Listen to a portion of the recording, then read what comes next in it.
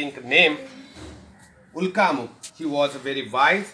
He would go daily to the temples and give donations to the Brahmin. His wife was a poor and beautiful lady. At the bank of Madhushala river, one day, when they were doing Lord Sri Satyanarayan's prayer, a wealthy businessman was passing from there. He anchored his boat and went up to the king, asked him, "O king, what are you doing with so much bhakti?" "I wish to know, please tell me all about it." The king replied, "O merchant, I am praying to the great Almighty, the boon giver Lord Satyanarayan, for the son."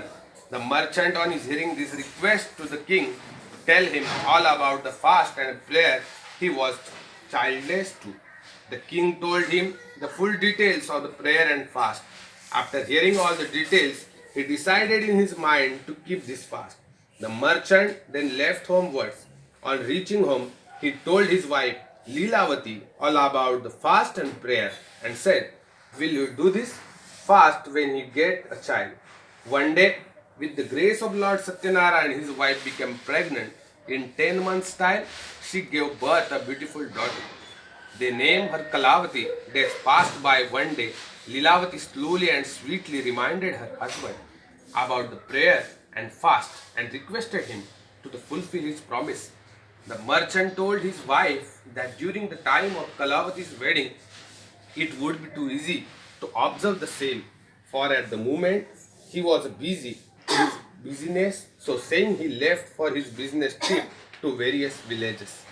Kalavati grew up to a beautiful girl when the merchant saw that the daughter was not marriable.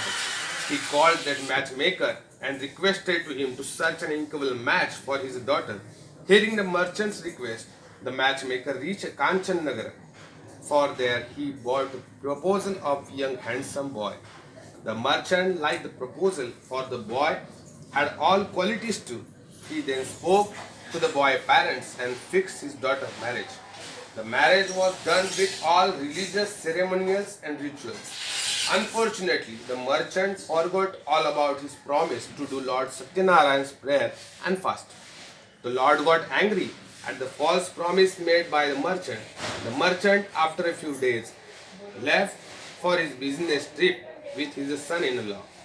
They anchored their boat in the beautiful village named Ratnapur.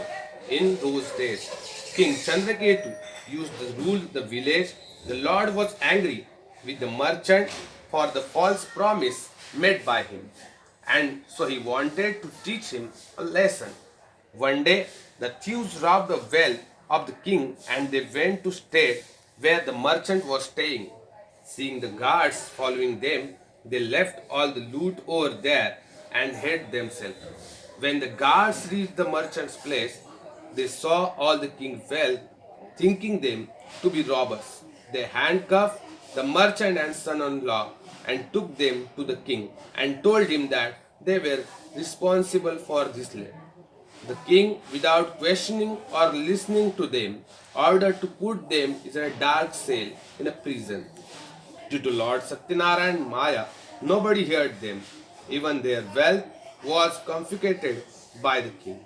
At the merchant house, the thieves robbed all their wealth, and his wife and his daughter had to beg for their daily bread.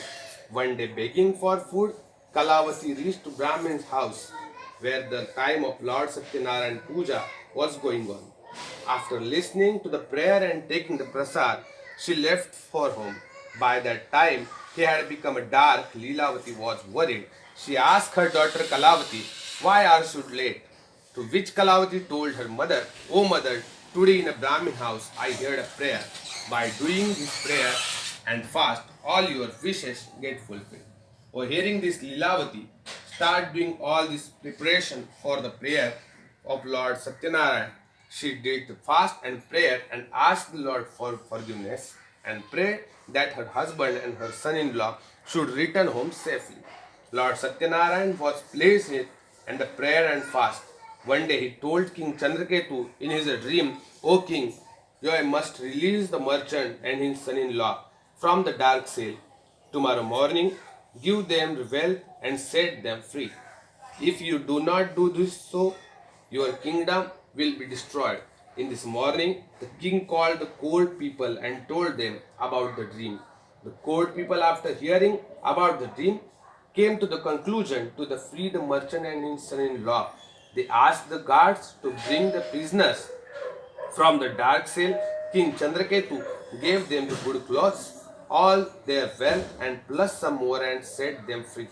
The king told them that due to their wrongdoings they had undergo this suffering, but now there was nothing to fear, and they could to go back home. They bowed down to the king and left homewards. This chapter of Lord Satyanarayana